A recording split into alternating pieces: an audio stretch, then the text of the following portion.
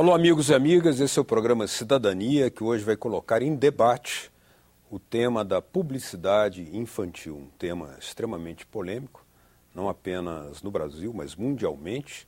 Em alguns países já tem alguma forma de regulamentação, mas aqui no Brasil ele está sendo debatido no âmbito da Comissão de Modernização do Código de Defesa do Consumidor.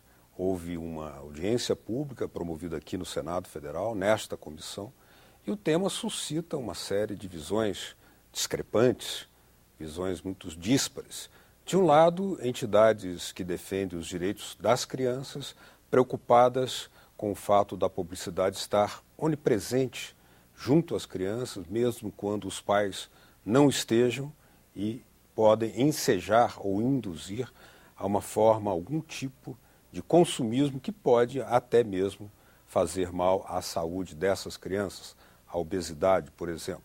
De outro lado, os anunciantes, que alegam o seu direito de livre expressão e alegam também o direito de que as empresas possam apresentar os seus produtos e que as publicidades já têm alguma forma de elementos que permitam ao consumidor, inclusive às crianças, alguma forma de interpretação. Para esse debate, nós convidamos o Dr. Rafael Sampaio, que é o vice-presidente da ABA, Associação Brasileira de Anunciantes, a quem dou as boas-vindas aqui ao nosso programa Cidadania, e também o Dr. Pedro Hartung, que é advogado do Instituto Alana, um instituto encarregado de fazer esse trabalho na área de proteção às crianças em relação à publicidade infantil. Seja também muito bem-vindo. Mas antes da gente entrar no nosso debate, eu gostaria de pedir à nossa técnica que liberasse aí um documentário, um trechinho de um documentário, para que nós pudéssemos analisar um pouco mais profundamente o tema que está aqui em debate. Vamos lá. De carro a casa, geladeira, não importa. O foco é a criança. Por que eles estavam falando com a criança? Por que eles colocam um bichinho no meio dessas propagandas? Por que falam numa linguagem bastante infantil? Porque hoje se sabe que 80% da influência de compra dentro de uma casa vem das crianças. Meu filho, ele me fala o que ele quer comer. Eu compro comidas para o que ele quer comer, eu compro coisas para o que ele quer e ele me pede. Então ele sabe qual é o chiclete que faz a bolha azul e é aquele que ele quer. E não fui eu que descobri, foi ele que descobriu e a partir disso eu fiquei sabendo. Então eu acho que a publicidade é muito direcionada para eles, é neles, o foco é sempre neles. E a maior dificuldade que talvez os pais tenham é que o pai ou a mãe conversam com as crianças num sábado, num domingo, num dia à noite em casa, de vez em quando. A publicidade está conversando com essa criança, está falando com essa criança todos os dias. Pet Hot Wheels, a sua marca no asfalto. Nova sandália da Barbie, vem com uma mini Barbie só pra você. Qual é a Suzy dos seus sonhos? Você pode, você é Suzy. Vire uma rebelde de verdade. Trazer muita diversão. É o Pernalonga e a turma do Looney Tunes no McLanche Feliz. Doutor Rafael, como é que o senhor reage a esse documentário, esse trechinho, né? O documentário se chama Criança, a Alma do Negócio, e ele é produzido pela Maria Farinha Produções, mas ele tem evidentemente posições contrárias às que o senhor representa. Como é que o senhor reage? Não tem muita realidade nele. Porque, por exemplo, nós, de tanto falarem que tinha um excesso de propaganda dirigida à criança, nós pedimos para o Ibope fazer um censo. Não é nenhuma pesquisa, é um censo. Olhou tudo que foi veiculado um pouco antes do Natal e um pouco depois do Natal. 15 dias antes, 15 dias depois. É um estudo que nós vamos divulgar daqui uma semana ou duas, né? E é absolutamente irrelevante a quantidade de comerciais dirigidos para as crianças, por exemplo, na TV aberta. Menos de 0,1%. Se a gente pensar num volume de audiência, uma faixa de 35%. Se subirmos para 50% de presença de criança, vai para 0,6%. na TV aberta. E na TV a cabo é concentrado nos canais direcionados à criança. Então, não existe esse volume. O Ibope fez as contas, não é nem pesquisa, é censo. Então, na verdade, tem comercial aí que já não é veiculado faz muito tempo. Porque houve uma mudança importante na maneira como as empresas têm falado com as crianças. Então, a maior parte hoje do que é feito é propaganda normal dirigido para o adulto, falando com o adulto. Então, claro, tem produto ali que a criança até consome, mas o foco não é a criança. Então, essa avalanche de propaganda sobre a criança simplesmente não existe. Realmente, então, usando pesquisas antigas, feitas inclusive em outros países, uma realidade que há uma década vem se transformando radicalmente no mundo todo. Doutor Pedro Artung, como é que o senhor analisa o contexto que levou a que o Instituto Alana e uma série de outras entidades tivesse a iniciativa, né, de fazer uma série de gestões junto ao setor público, inclusive um vídeo como esse, porque será que estariam faltando regras protetoras às crianças? Sem dúvida. O contexto que ensejou a criação do projeto Criança e Consumo no Instituto Alana foi o abuso. O abuso de anos do mercado publicitário dirigir a publicidade ao público infantil, que é um público mais vulnerável. É um público que ainda está em desenvolvimento. É importante ressaltar que criança, para a nossa legislação, é aquele menor de 12 anos. E o indivíduo até 12 anos de idade não tem autonomia crítica para responder com igualdade à pressão que a publicidade exerce sobre ele.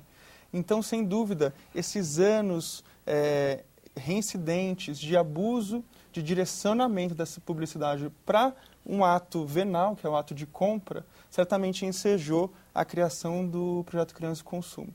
Além disso, dessa exploração da vulnerabilidade infantil, outro fato que a gente observou, inclusive pesquisando pesquisas internacionais e vendo como outros países já lidavam com o tema, é o fato de entender que a publicidade é um dos fatores de vários problemas sociais que hoje a gente enfrenta. E o principal deles, que a gente inclusive debateu num outro documentário que foi lançado o ano passado, é o Muito Além do Peso, o tema da obesidade infantil. E como a publicidade de alimentos com alto teor de sal, gordura e açúcar estimulam o crescimento dessa taxa de obesidade no Brasil, que já é considerado por especialistas uma epidemia no Brasil. Nós temos 1 em cada 3 crianças com problema de peso, ou sobrepeso, ou obesidade. Isso é muito sério. E certamente a publicidade tem compõe essa multifatorialidade da obesidade de forma muito grande. Então, é necessário que o Estado intervenha para regular esse setor que durante muito tempo foi desregulado. O senhor mencionou, doutor Rafael, a existência de práticas em relação a esse tema da publicidade infantil em outros países, que seriam outros contextos. Eu recordo aqui que na Suécia, por exemplo, há uma proibição da publicidade dirigida... Não há proibição. Qual é a avaliação que o senhor faz dessas leis? Outro estudo que, em função também dessa conversa que vem se estendendo, até mesmo eu acreditei em algumas coisas, como por exemplo que na Suécia era proibido, aí nós decidimos fazer uma investigação mundial, aproveitando o fato que eu também sou da direção da Associação Mundial de Anunciantes, conversei com meus colegas no mundo, peguei as leis de todos os países, os códigos de autorregulação, e constatamos algumas coisas que até eu fiquei assustado. Também esse estudo está para ser divulgado para a imprensa, aqui para as autoridades, etc. O Brasil tem um dos mais altos níveis de regulação nessa área. Se você combinar o Código de Defesa do Consumidor, o Código de Autorregulação e alguns compromissos específicos de algumas empresas. Nós estamos no mesmo nível, uma diferença absolutamente mínima, que é a Inglaterra, aonde, ao contrário do que se diz, não tem lei. A Inglaterra tem alguma coisa muito pequena no que ele chama de Ofcom, que é uma espécie de uma agência, né, que regula as telecomunicações. E ela tem um acordo com o sistema de autorregulação, porque a exemplo do Brasil, basicamente todas as regras não estão na Ofcom, no texto da Ofcom, estão no texto da autorregulação. Existe um acordo das autoridades, e na lei mesmo não tem nada. Tem uma coisa de uma agência reguladora mínima e o grosso está na autorregulação. Na Suécia tentaram proibir, não passou. É proibido na televisão aberta, exclusivamente. Tem 3 canais. Um canal é público, outro canal é privado, não poderiam. E o canal que é emitido da Inglaterra até poderia, mas tomou a decisão de não fazer. Mas TV a cabo, por exemplo, proibiram. A União Europeia entrou contra a Suécia e foi liberado, porque é contra os princípios da União Europeia haver censura. Em mídia impressa, no ponto de venda, é tudo absolutamente livre. Mais uma vez, a regulação que existe é na autorregulação. O único lugar do mundo onde há uma proibição praticamente total é a província do Quebec. É o único lugar onde, de fato, há uma proibição legal, na província do Quebec. Mesmo assim, ela, por exemplo, não pode impedir a circulação de revistas que vêm de outras regiões do Canadá. Ela não pode, por exemplo, cortar o sinal da TV a cabo. Então, só a televisão emitida no Quebec, as revistas, jornais impressos no Quebec estão sujeitos à proibição. Então, não há proibição no mundo, a não ser esta, e mesmo assim não é uma proibição de 100%. Então, isso tudo que nós vamos publicar tem as leis, a autorregulação. Então, basicamente, esse é um assunto que está sob a égide da autorregulação no mundo inteiro. Seja no Código de Práticas da Associação Internacional do Comércio, que deu origem a esses códigos nacionais, seja nos códigos nacionais e seja por códigos de conduta das empresas. Então, no Brasil não está numa má situação. E a gente tem um detalhe. Considerando que o nosso Código de Defesa do Consumidor, a lei que se chama, se convencionar de código, permite que, em se provando o abuso, você pode, no limite, encarcerar a pessoa que cometeu o abuso, a gente vai ver que nunca nenhum tribunal do Brasil condenou nenhum anunciante por abuso. Quer dizer, nunca os nossos oponentes foram capazes de fazer uma causa sustentável num tribunal que levasse um tribunal a condenar um único anunciante. Há decisões administrativas, mas nenhuma delas passou num tribunal. Então, a gente tem proteção legal, mas é que o problema é que, do ponto de vista fático, não há esse abuso. Essa causa e consequência não se conseguiu provar em termos reais até hoje. Bom, seguindo aqui a boa tradição do debate, vamos ouvir a outra posição, mas eu gostaria que, inicialmente, o senhor fizesse uma avaliação do que vocês consideram como diplomas legais ou regras de comunicação existentes no panorama internacional e se o Brasil estaria, digamos, desaparelhado nessa área do ponto de vista de oferecer algum tipo de conduta, normas de condutas para a publicidade infantil. Antes disso, vou trazendo notícias aqui bem frescas, Recentemente, coisas de dias, o Tribunal de Justiça de São Paulo, que é o Tribunal de Segunda Instância, ele confirmou, na verdade, ele reformou uma sentença em primeira instância e sim condenou uma empresa de alimentos que direcionou a publicidade dirigida ao público infantil e o tribunal entendeu sim, esses dias agora, que a empresa agiu com abusividade ao direcionar a publicidade e realizar uma promoção de venda casada. Então, propaganda televisiva? Exatamente. Então, mas o que a gente tem visto, realmente é muito difícil o judiciário ele comprovar esse tipo de abusividade porque a lei não é específica. E essa necessidade de reformular o Código de Defesa do Consumidor nessa parte da publicidade, porque a lei precisa ser específica para o juiz poder aplicá-la. Então, mais uma vez, isso reforça a necessidade de uma lei específica sobre o tema. É isso que essa Comissão de Modernização do Código tratou e fez muito bem ao incluir esse tema na reforma do Código de Defesa do Consumidor. Sobre a questão da legislação internacional, certamente a autorregulamentação ela desempenha um papel importante na questão da concorrência. Mas quando nós formos analisar a questão da resposta social que essa autorregulamentação dá, infelizmente ela é ineficaz, porque ela não possui algo que é fundamental e só o Estado possui, que é o poder de polícia, ou seja, o poder de sanção.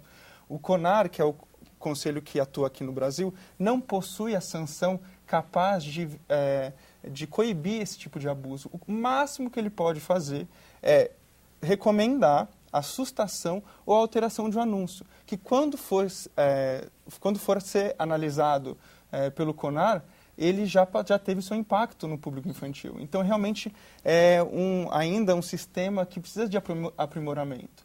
E se não fosse isso, por que existiria a publicidade ainda nas TVs? Por que existiria nas TVs fechadas, principalmente, a publicidade em canais direcionados ao público infantil? A pergunta que a gente traz, principal, é de fundo ético, né? Por que direcionar a publicidade para um público que não consegue responder com igualdade essa pressão?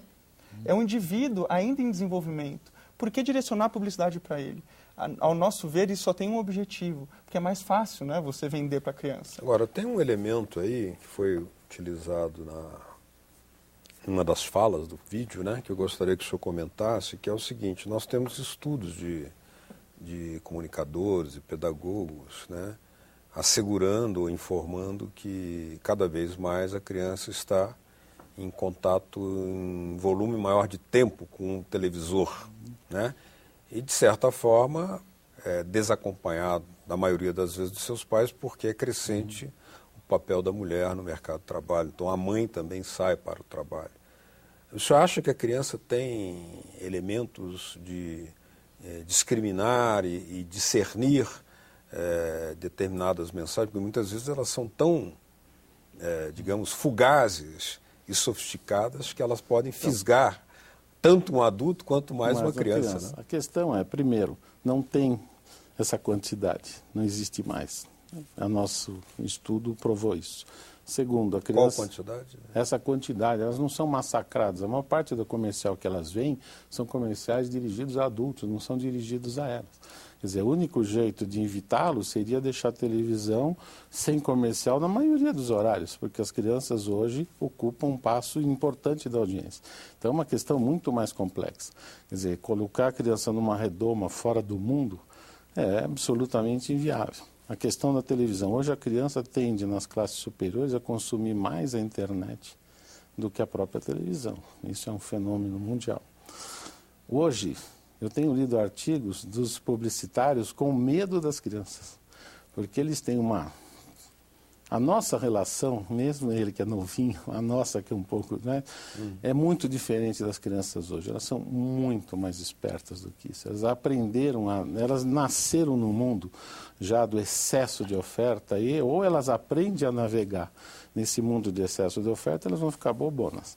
Então, na verdade, não é um assunto simples, não vai ser resolvido de uma maneira fácil. Eu acho que não vai ser resolvido com restrição, porque a gente restringe de um lado, ela vai ver de outro. Na verdade, nós vivemos numa sociedade de consumo cheia de problemas, da infelicidade humana à obesidade. Nós saímos de séculos de escassez e entramos há 50 anos numa economia do excesso. Na verdade, tem tudo demais. Tem mídia demais, tem comida demais, tem carro demais, tem tudo demais. Então, é uma mudança radical na forma da sociedade viver. E usar receitas de 30, 40, 50 anos atrás, regulações, não vão resolver. No caso, vamos pegar específico da obesidade. O melhor estudo feito no mundo sobre isso foi feito na Inglaterra por um grupo de cientistas altamente renomados. Eles fizeram um relatório que não agradou ninguém. Não agradou nem os defensores das regras, e nem os defensores da livre iniciativa, nem o governo, nem a indústria. Por quê? Porque ele bateu em todos. E ele diz o seguinte: para resolver o problema da obesidade no Reino Unido, é preciso atacar mais de 120 fatores simultaneamente, coordenadamente, por 40 anos. Se não é qualquer outra coisa, é ilusão, porque não vai resolver. O problema da obesidade no mundo vai aumentar de forma significativa nos próximos anos. É uma questão de inércia, vai aumentar. E não é por causa da propaganda, é por causa de uma conjunção de fatores. No estudo inglês são mais de 120 fatores. Então, a maneira como se está se tratando o assunto, eu acho que é muito superficial. Para valer mesmo, é uma mudança realmente importante na maneira da sociedade educar os filhos, na gente se comportar. Então, não é fácil. O Canadá, mais uma vez usando a província do Quebec, proibiu há 30 anos. Vaza uma coisinha ou outra, mas teoricamente está proibido. A massa dos comerciais sumiu de lá. Os índices de obesidade infantil na província do Quebec são um pouquinho, 1% menores do que em outras províncias do Canadá. A diferença é 7, 8 para 8 em outras províncias e 7 no Canadá. Já o sobrepeso, considerando a obesidade e sobrepeso, é 23 no Quebec contra 22, por exemplo, em Alberta. Ou seja, a gente tem uma prova incontestável que esse tipo de atitude não resolve na província do Quebec. E aí, aproveitando minha fala aqui sobre a questão da legislação, sistematicamente a União Europeia rejeita todas as propostas, sejam de países, que já foi feito uma vez pela Suécia, tentando proibir, seja de deputados específicos. A União Europeia sistematicamente rejeita esse tipo de regra. A própria Inglaterra fez um estudo enorme nos últimos anos para estudar se era conveniente ter lei, se era conveniente o Ofcom aumentar as restrições, e a conclusão foi que não, vamos deixar como está, porque ainda é a melhor solução. Até porque as empresas estão sistematicamente procurando maneiras diferentes, porque elas são responsáveis. O que uma empresa de alimentação quer, de bebida, que tem um consumidor por 40, 50 anos? Se esse consumidor ficar obeso, ele rapidamente vai virar um consumidor da indústria médica. Uhum. Que também é um tema preocupante, porque nós temos no Brasil uma possibilidade, uma liberalidade até na propaganda de medicamentos, o que pode até ser considerado um problema de saúde pública, já que a indução a medicamentos, muitas vezes sem um acompanhamento médico, exigiria regras. Mas aí eu queria que o senhor comentasse, porque o Dr. Rafael usou a palavra restrição várias vezes, e até censura uma vez. Se publicidade ou algum tipo de regulamentação, como existe, por exemplo, na União Europeia em relação aos meios de comunicação, eles são regulamentados lá e nem por isso são considerados sob censura. Qual é a diferença em relação à publicidade infantil dela ser considerada uma censura, uma restrição ou apenas um elemento que, na sua visão, teria outro significado? Muitos países já entendem que a publicidade ela advém da atividade econômica, comercial. E por isso ela está sujeita às regulações da atividade econômica, que é regulada pelo Estado. Aqui, muitas vezes, se tende a trazer a publicidade para o campo da liberdade de expressão, que é uma coisa totalmente diferente. Liberdade de expressão é liberdade de pensamento, de ideologia, de política. A publicidade, ela advém da liberdade econômica, como é colocado na própria Constituição, no capítulo da ordem econômica. Ou seja, não dá para confundir esse discurso. Esse discurso é confundido justamente para evitar uma restrição, uma regulamentação do Estado que ocorre sim em outros países. Na Alemanha, por exemplo, antes de programas infantis e no meio deles e logo depois, não pode ter publicidade. O canal mais assistido na Alemanha, que é o canal Kika, não possui publicidade de nenhum tipo.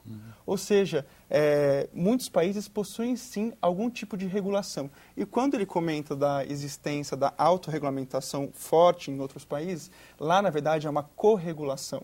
Existe o Estado fortemente atuando junto com as empresas e com as associações para lidar com essa atividade, o que não acontece no Brasil. No Brasil existe uma resistência gigantesca das associações, especialmente de publicidade e do CONAR, de uma regulação estatal. Existe um medo generalizado de que o Estado possa regular um assunto de proteção da criança e proteção, inclusive, da saúde, como o senhor comentou.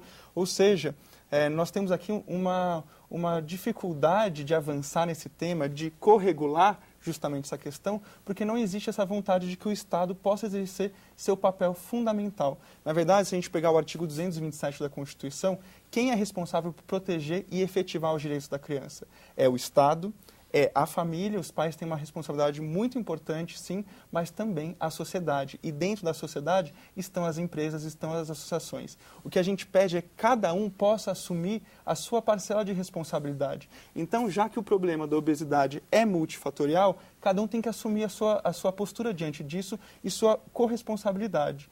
O que aconteceu recentemente? Uma empresa refrigerante, a maior empresa de marca de refrigerante do mundo, de bebidas, que é a Coca-Cola, anunciou que não faz publicidade para menor, reafirmou o compromisso de não fazer publicidade para menor de 12 anos. Isso foi fantástico. Por quê? Porque mostrou que as empresas estão entendendo, sim, que a necessidade de se respeitar a infância, respeitar esse período tão importante para a consolidação do indivíduo. É nesse período de 12 anos que a criança é formada, que ela ganha hábitos. Então, estimular que uma criança consuma, e sim, é um bombardeio. Nós temos uma pesquisa em andamento, uma pesquisa longitudinal de 3 anos, com a Universidade Federal do Espírito Santo, que mostra a quantidade de publicidade ainda existente. Publicidade infantil, direcionada ao público infantil, especialmente nos canais infantis e perto de programas infantis em TVs abertas, por exemplo, de final de semana, ou canais ou programas tipicamente para o universo infantil. Temos até, recentemente, o merchandising infantil. Dentro de novelas infantis, ter merchandising, ou seja, é ainda mais camuflado. Isso foi regulado recentemente pelo CONAR, mas sem nenhuma eficácia, porque o CONAR ele não pode, só pode sustar ou recomendar alteração. Eu queria, nós estamos aqui, tem que fazer algum tipo de regulamentação do tempo, pelo menos. A gente fala aqui, né? Porque nós temos agora só o tempo para cada um fazer a sua despedida, de 1 minuto para cada um, deixando aí, claro que seria interessante que comentassem essa iniciativa da Comissão de Modernização do Código de Defesa do Consumidor, de trazer o debate e, digamos, quem sabe, talvez, a depender do relatório que o senador Ricardo Ferraço, do PMDB do Espírito Santo, venha a fazer, abrigar algum tipo de norma em relação a isso. 1 minuto para o senhor. Eu acho que é preciso se espelhar em países que já viveram esse percurso com maior eficácia. Então, é possível haver algum tipo de melhoria no Código de Defesa do Consumidor, mas nós resistimos e vamos resistir com todas as nossas forças à proibição, como tem se falado, e a níveis de restrições muito altos, e é uma legislação muito detalhista, que nós, a exemplo do que acontece em alguns poucos países onde existe algum tipo de regulação, é uma corregulação, a lei cuida de aspectos gerais, e a autorregulação cuida dos detalhes. É assim que se mostrou mais eficaz. Estou falando da Inglaterra, não dos Estados Unidos, onde, ao contrário do que ele disse, a liberdade de expressão comercial tem o mesmo nível da liberdade de expressão de um modo geral. Então, lá é só autorregulação nos Estados Unidos. Na União Europeia, de um modo geral, é corregulação. Eu acho que o caminho do Brasil é da corregulação. Eu não vejo outra saída. Pedro Artung, sua despedida comentando esse mesmo tema. Nós esperamos e pedimos que seja feito um esforço muito grande para uma mudança de paradigma. Antes, nós olhávamos, por exemplo, para a publicidade de cigarro e achava isso comum, e as empresas e as associações relutavam dizendo que é liberdade. Hoje a gente já acha isso um absurdo. Nós esperamos que no futuro a publicidade infantil seja encarada dessa mesma forma. Nós possamos dar esse passo de respeito à infância e respeito aos direitos. E fazemos aqui um convite para que as empresas e associações possam somar essa batalha, que é realmente cuidar da criança. A criança hoje ela vive uma série de abusos e a publicidade dirigida a ela é mais um deles. Então a gente faz, mais uma vez, reforça esse convite para que as empresas possam somar e não mais dividir, por uma infância que realmente seja respeitada no Brasil. Bom, estamos chegando ao final desse programa Cidadania, que colocou aqui em debate a publicidade infantil, a necessidade ou não da sua regulamentação, até mesmo eliminação, como foi defendido também. E só nos resta agradecer ao nosso representante da Associação Brasileira de Anunciantes, Dr. Rafael Sampaio, pela presença, pelas posições que nos trouxe. Muito obrigado. E agradecer também a participação do Dr. Pedro Artung, representando o Instituto Alana, que inclusive patrocinou aquele vídeo, né, que foi apresentado um trechinho aqui logo no início. Muito obrigado a ambos. Estaremos sempre de portas abertas. O debate vai continuar aqui na TV Senado e na Comissão de Modernização do Senado Federal, encarregada de modernização do Código de Defesa do Consumidor. Agradecer também a vocês aí de casa que nos acompanharam. Caso queiram baixar esse ou outro programa da TV Senado, olha aí na telinha uma forma de fazê-lo. www.senado.leg.br/TV. Obrigado mesmo pela sua audiência. Até o próximo Cidadania. Tchau.